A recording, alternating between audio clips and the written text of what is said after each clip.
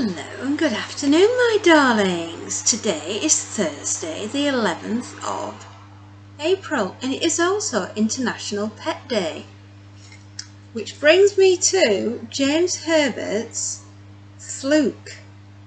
Isn't that just a stunning book cover? I love Fluke. I absolutely adore Fluke, and I'm going to tell you why. I'm going to read a bit of the blurb on the back for you. He was a stringy mongrel, wandering the streets of the city, driven by a ravenous hunger and a hunting of a quarry. He could not define what the quarry was, but he was something more. Somewhere in the depths of his consciousness was a memory, clawing its way to the surface, tormenting him, refusing to let him rest. The memory of what he had once been, a man. Ooh, has that intrigued you? Remember with fear. Yes, absolutely glorious book.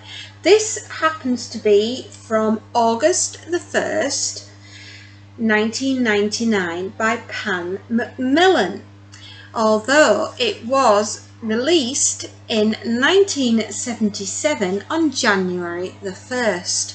So this is actually quite a later novel, but beautifully written, as all James books are. Yes, it's absolutely beautiful. It's such a lovely novel. I absolutely adore it, and it made me cry. It was that beautiful.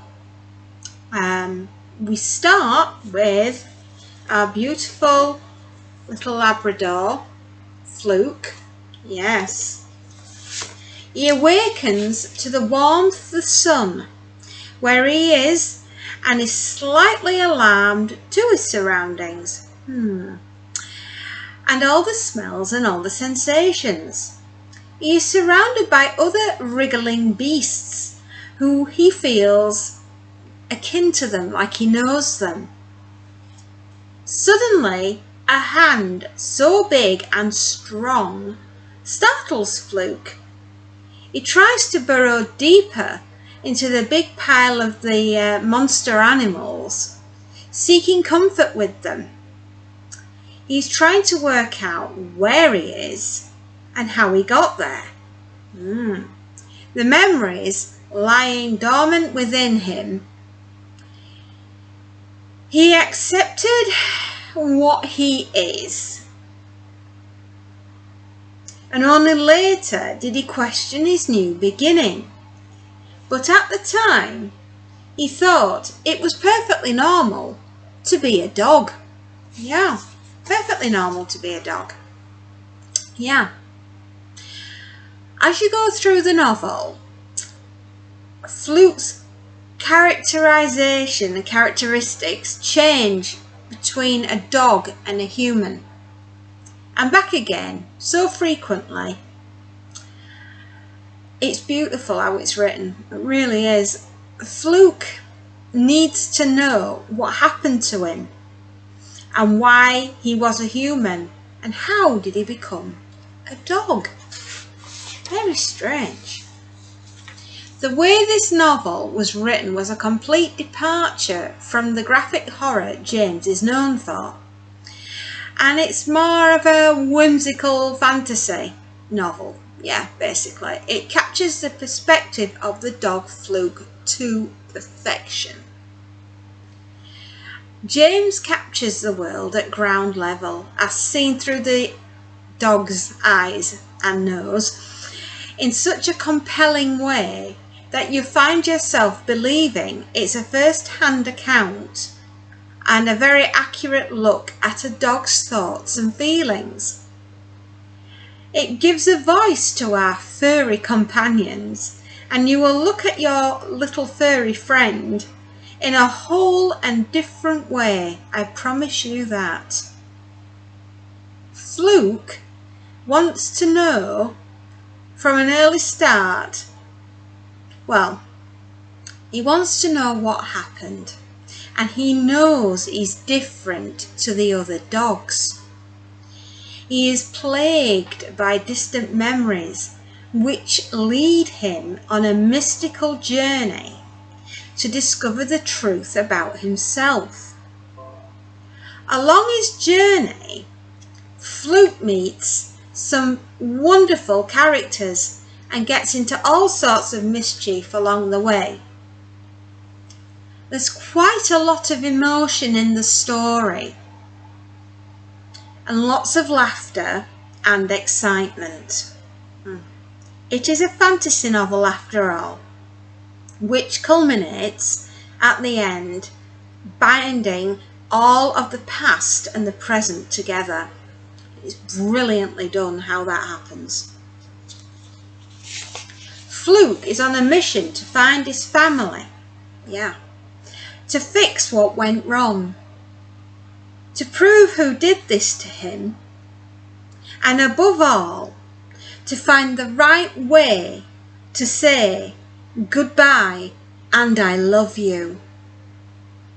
If you're not crying your eyes out at the end of this novel, you have no soul. Really, you don't. Because you will be crying, bawling your eyes out, you will be. What we're dealing with is reincarnation. The meaning of life, the universe, and everything. It is laid bare for all to see. And I can honestly tell you, it is not the number 42 that is the answer. Sorry, Douglas. It's not number 42. I can promise you that. Fluke was James's third novel and is set in England.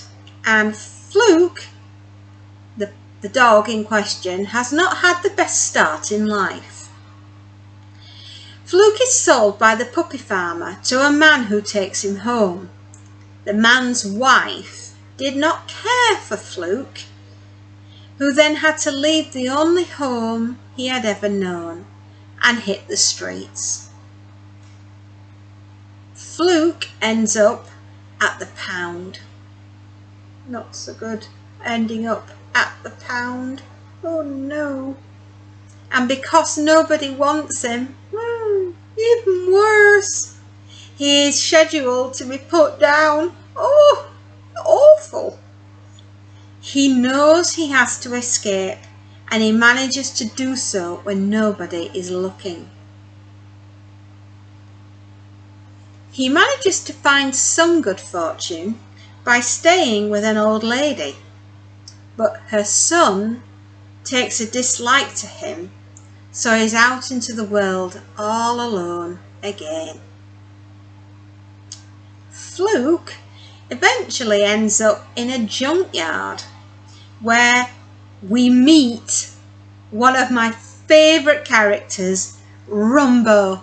And if you don't instantly love Rumbo, there must be something wrong with you, because Rumbo is the most lovable rogue going, and I adore him. I adore Rumbo. He and Fluke have the most amazing adventures together that you ever did read, and Rumbo teaches Fluke all about being a dog. It's just beautiful, absolutely gorgeous. I'm not going to spoil it for you, because I really want you to enjoy this novel. I really think you will love it. If you're an animal lover, then you'll love this. And if you've ever questioned reincarnation, surprisingly, this book will give you some of the strangest answers that you ever didn't think about in the case of reincarnation. Yeah, it is beautifully done, and it certainly makes you look at life in a different way. Yes, philosophizing on relationships between humans and dogs. We come to the final question. Is it because we are more like you than any other living creature?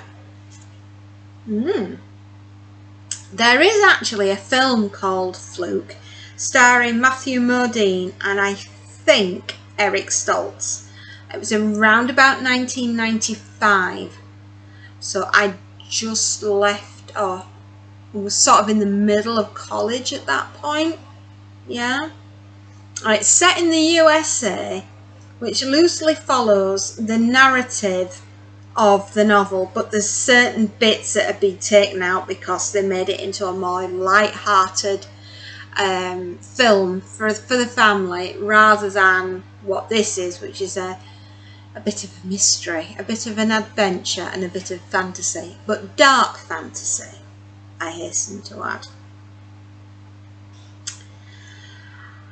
I would honestly say this novel, if you've ever loved and lost a beloved family member, I think this novel will be quite helpful for you, because in a way we know our family member hasn't really gone away. They just changed form so that we can stay together always. It's that type of novel. It's I love you so deeply and so truthfully that I could never leave you, and I will take any form I can so that I can be with you always, which is, that's love, isn't it? That's true love. Never being able to leave, to always stay by your side. Life is not what you think it is, and it always has surprises. That's why it's so interesting, even the stressful bits. That's what you got to keep telling yourself. Even the stressful bits are fantastic. You sometimes just need to learn to dance in the rain. Yeah, you know, you need to find your way to dance in the rain when everything's hitting the fan. Yeah. Or we could all be a little bit more like Fluke. Yeah. 10 out of 10 for a very unusual and fantastical read. It is. It's truly, truly beautiful, is Fluke. And I just want to read just the first page because it's so lovely. The warmth from the sun beat against my eyelids, soft persuasion to open them. Noises crept into my ears, then burst through into my consciousness. Confusing sounds, a gabble, broken by strident pictures. Cautiously, almost unwillingly, I half opened my eyes. The sleep in them sticky, a soft, moist glue. Through the blur, I saw a dark, furry body, big as me. It heaved rhythmically up and down, in a contented sleep. My mouth opened wide as a yawn escaped, and my eyes suddenly snapped fully open. Other bodies lay around me, blacks and greys, mixtures of both, some of the coat short and straight, others tufty and curly. A flash of white leapt over me, and I felt a sharp nip at my ear. I pulled away, with a little whimper. Where was I? Who was I? What was I? Smells came to my nostrils, unpleasant at first, and then strangely pleasing. I wrinkled my nose, breathing in the fumes, powerful odours, and that somehow made me feel very secure. I wriggled my body closer to the other warm bodies, away from the energetic white pest that finally gave up and bounded towards the surrounding wire. He stood up on his hind legs, resting his paws on the top of the wiring, his rump and stubby tail wagging excitedly. A huge pallid hand reached down and he was lifted away out of sight. Not just beautiful, beautiful writing. But yeah, so we're going to follow Fluke on an adventure. He has to find his family. He has to know what happened. And he has to know, why on earth am I a dog when I used to be a man? That's so strange. So very, very strange. Now, I once read this when I was younger. A lot younger than I am now. And actually this, my husband has bought this for me for my birthday. And I had to smile because obviously losing Orca. And he said, well, he thought that this might somehow help me and cheer me up a little bit because I've been quite down. But you do when you lose a family member. So that's why he bought me this. And he said, well, I know you love James Herbert. And I know you've read Fluke before, but it was in your collection that you lost. So I saw it and I said, oh, she'd love that for her birthday. And darling, I do love it. It's beautiful. And I'm going to enjoy sitting down and reading it all over again. And I'm going to look out for my beautiful favourite character, Rumbo, because he's such a brilliantly written little character. Yeah, you're gorgeous, Rumbo. And I want you to all enjoy this beautifully written book. Get yourselves a copy. It's still widely available, and if you fancy it on Kindle or an audiobook, they are out there. And if you just fancy the paperback, yeah, they're out there too. So as living proof, I'm holding it. Really give Fluke a try. It's different to James's other books. It's not going to scare the chicken nuggets out of you for a start, because it's not that it's not a gruesome graphic horror. It's a book about love and loss and redemption and reincarnation, and not the number 42 Douglas. Yes, it will teach us something about life. It's not always what we expect it to be. Happy readings, darlings, and enjoy.